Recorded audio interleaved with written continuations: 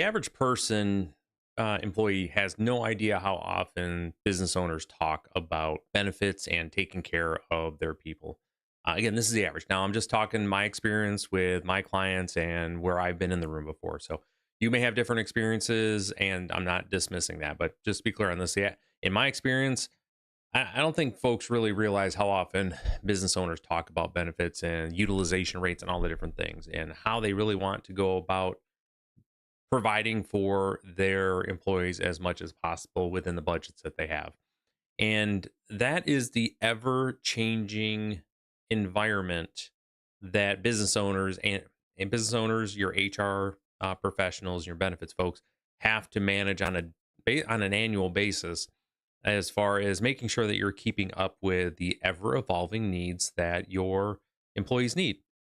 It is something that business owners deal with consistently, and making sure they got the right mix, and not having anything that's outdated and not used, because every single benefit that you see on a plan that is either utilized or not has a cost associated with it that the business has to incur. And today we're going to be looking at a basically a new survey that's out from the folks over at Willis Towers and Watson. I had to go and pull up their name. I just know them as WTW, and they have their latest survey out from business owners about how folks are recalibrating their benefits in this new world, because the benefits that were out in 2021 and the way people were spending money on it and affording and things they were doing, there is now a new cost structure in place with the rising costs of everything that are putting them out of reach for a lot of business owners. But also, what we offered in 2021 is not what's needed in 2025. So yeah, we're gonna take a look at that here in a second. So again, for those who don't know, my name is Ryan Howe. I am a business coach and certified exit planner who helps businesses get ready to sell for very high multiples. I work here in West Michigan and around the country, and I come here live on YouTube pretty consistently every single day, sharing information I share with my clients, and I hope to earn your subscription. So link to the article is down in the description. Be sure to go check that out. Again, this is from WTW. Recalibrating employee benefits, how companies are delivering value in a cost-constrained world. What a great title. So we're gonna take a look at this here. So about the survey, we're gonna kind of skim through it here, but there's a few spots I want to take a moment and highlight specifically so we can see where the evolution has occurred. And this first one here, which you get to, cost concerns escalate, manage budgets strategically. And this is a very interesting chart and that they have here. So we're going to kind of walk through it here. So on this side over here, they have 2021. Here is the order of importance that they had for where they were on the survey, things that were influencing the budget strategy or the benefit strategy, then 2023 and 2025. And they've connected some of them here, as you can see how they evolve. So for instance, 2021, rising budget costs was number 6 on the list, right? Benefits were, rising benefits costs. They were costing, we were going up. 2023, we saw inflation really kick in and move to number 2. And now in 2025, it is the number 1 concern when we're looking at the cost of benefits and the direct hit to the bottom line as an investment for companies. Right? You can see how that's evolved. And on this side, the number 1 thing in 2021 was focus on inclusion and diversity. Then in 2023, it dropped to the middle, and now it's completely fallen off the map as far as a concern for budgets, for benefits. Next piece here, this one is almost always a thing. Come here, you. Not going to give me that one. Where's it at? Okay, doesn't want to bring it up. So the second one they have here is competition for talent, which is from 2021, number 2, 2023 was number 1, and then back down to 22. So that's always going to be a thing, is that competition for talent. How they want to manage that down the line here. So, and then this one just right here, last one here, financial pressures on budget. So you're seeing collectively within the hierarchy and the management, the way that they're thinking right now, you have budgets and costs come up twice. That needs to be something that employees just need to keep top of mind, that this is a concern that's going on with employers. What does that mean? I think we've seen it over the last few years. It means they're looking for ways to trim staff. That's really what it comes down to. But so for the staff that they do keep, they do want to make sure that they are providing as many benefits as possible. All right. Talent still matters. We talked about that. And the labor condition here. Leading employers are increasingly using benefits to reflect their company's purpose and values, rising from 30% today, to 41% in 3 years. Okay, so that's just one of the things that they're looking at. Rebalancing, doing more with the same. And that's the other side of this. They are not looking, and they, frankly, for most businesses, they cannot put more money into benefits without negatively affecting the way that the companies are going to operate. I think that's lost on a lot of, again, a lot of business owners, a lot of the general public, a lot of employees, a lot of government folks as well, is that businesses, they, with what they currently have, there's a lot of them are operating at their max right now, their max operating capacity with the revenue that they're bringing in. As it picks up, they'll be able to expand more, but revenue has gotten tight. It's tightened up a bit. So we have a lot to work with. So what they're doing is they're rebalancing, right? And this is where I want to be able to show this here. So in the past year, no change, no real change to their overall benefit spending. Here, again, no change, 17%.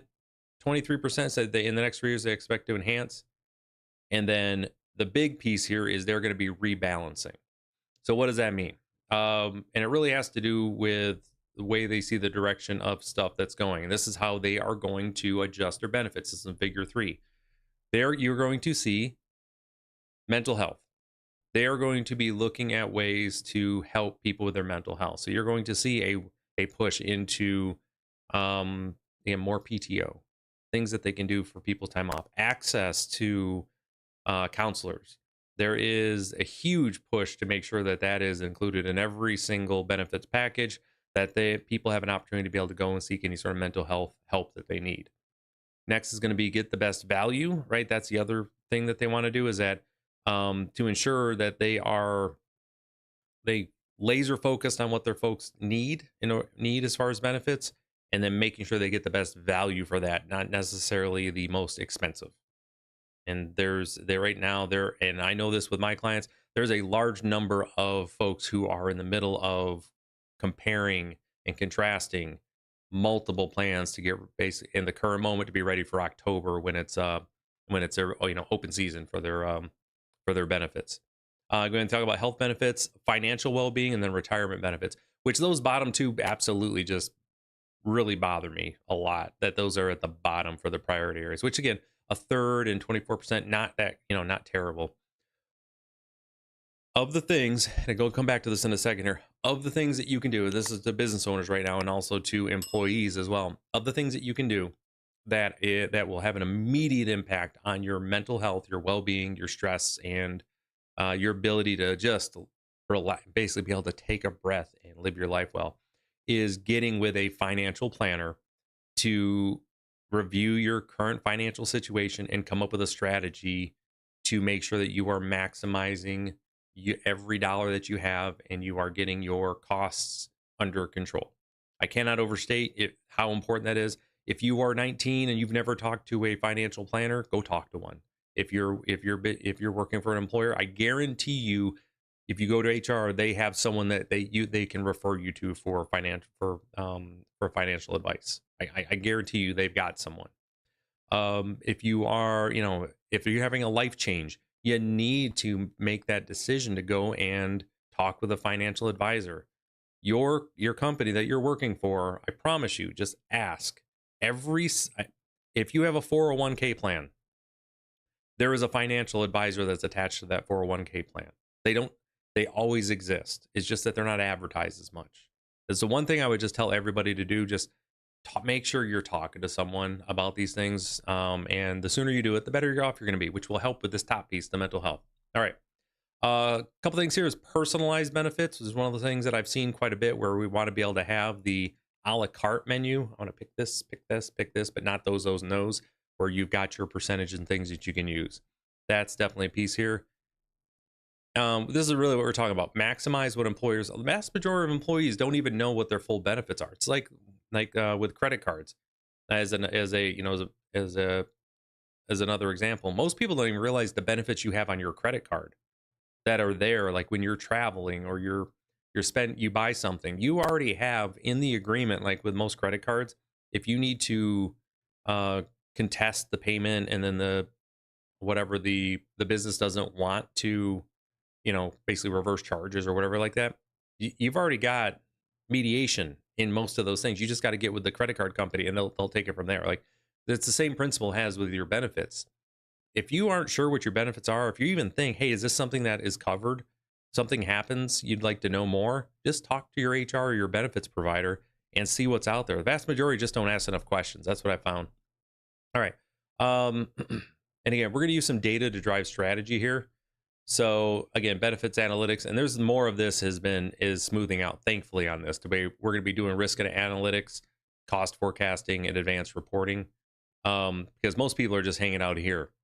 Your advanced reporting and basic reporting, there hasn't been a lot of forecasting or risk analytics. And that, what all that means is that by getting better ideas of those numbers that you have there, you're able to actually lower your overall costs by reducing some risk factors and stuff within your business. So one of the things that I've seen with businesses when they're talking about not using cost forecasting and then risk analysis and steps they can take to then prove to the insurance company, right, that they're reducing their overall risk, is safety training and mandated safety things within the company, and they're documented to be able to show those over the course of a year. You go back, and now all of a sudden you can get your risk lowered, right, for repetitive injuries and things like that. That's where I've seen that in the past. So here's a big piece on this, folks. What businesses are up against right now is in a the cost pressure environment. They can't spend any more money. What businesses are being forced to do, and what they should have done for a while, is just that there was so much money out there for so long, they could just throw money at a problem and just be like, well, look at all we're doing, we're spending all this money. Well, they weren't delivering better, they were just delivering more. And that is going to be the big shift we're going to see within the industry on a whole, across all small businesses, but also what employees need to be prepared for. And this is what it's going to come down to. Employees, if you want more benefits, different benefits, part of the strategy you need to have collectively, and talk with the rest of the team on this, is that you need to be willing to explore and try the benefits that are there, that makes sense for you. Employers right now don't have the ability to just add on more benefits. They have to be able to shift the benefits that they're currently using and evolve them as people's needs are evolving. Employers are going to be less likely to want to bring on new services if the old services aren't being used. They'll just remove the old benefits, and that's where we're at. So what I recommend, and this is what I'm advising for my clients right now, is that they have a committee, and they can pay the folks to do this extra time to be able to give feedback on the benefits, where they're at, what's being utilized, talk with everyone, and then work with the owner to, within the budget constraints, about, hey, here's what we're thinking about doing for benefits and how we'd like this to evolve. We know it isn't a perfect solution. We're going to work towards better, but right now this is what we can do. What else should we be making adjustments for? And then track those things, use cost forecasting, and then use your risk analysis to make sure you're doing the right thing. So what I'm advising my clients right now is make sure you're partnering with your staff. That's the number one thing. And for those employees, rather than just individually talking to your employer, get a group of folks together, come up with a conversation, and have the meeting about, hey, we would like to talk about our benefits. We'd like to see the following adjustments. What can we do? What's available? It doesn't mean you have to unionize. And that's the other side of this. Employees, unionization is always one of those things you have out there, and it's, oh gosh, and people get worried. But y'all can still talk to the boss, and you should, if that's the thing. Okay. So yeah, it's evolving. It's definitely changing, and it's something we need to make sure that we're staying in front of. All right. So again, if you're a small business owner, you're a business owner between, 500,000 and $25 million in revenue. One of the things that you need to make sure you're doing is planning for your transition, what you eventually want to do with your business. And that's what I do for my clients. I'm a certified exit planner and I use the value builder system. And the first step in figuring out, hey, can I even sell my business? What would it look like to sell my business? Is getting a value builder assessment done. And what does that mean? So in the link below, if you go down below, there's a link to my value builder assessment. It's free. It takes about 15 minutes for you to fill out. You got to put some financials in there. It's going to help give an overall idea what your value is. But at the end of that, you're going to get a score that's going to let you know, hey, here is what here's how likely it is that your business is currently constructed with you in your operations. It's going to look at 8 drivers for business value. It's going to let you know, hey, are you ready to sell your business? Can you sell your business? And from there, you're going to be able to make a decision on, okay, yeah, I'm not ready to sell yet, or I'm almost ready. What work do I need to do? And then that's where we can have a conversation about, and that's where I come in. I take the evaluation, I work with clients, and we build out strategically how, in a methodical way, we're going to strengthen up all 8 areas of value growth, those drivers, to, again, one, make your business sellable, but also increase the multiple that you can sell at the same time turning your business into a cash printing machine. That's what I do, folks. So be sure to go check that out. Again, link is down in the description. So with that, hopefully I earned your subscription.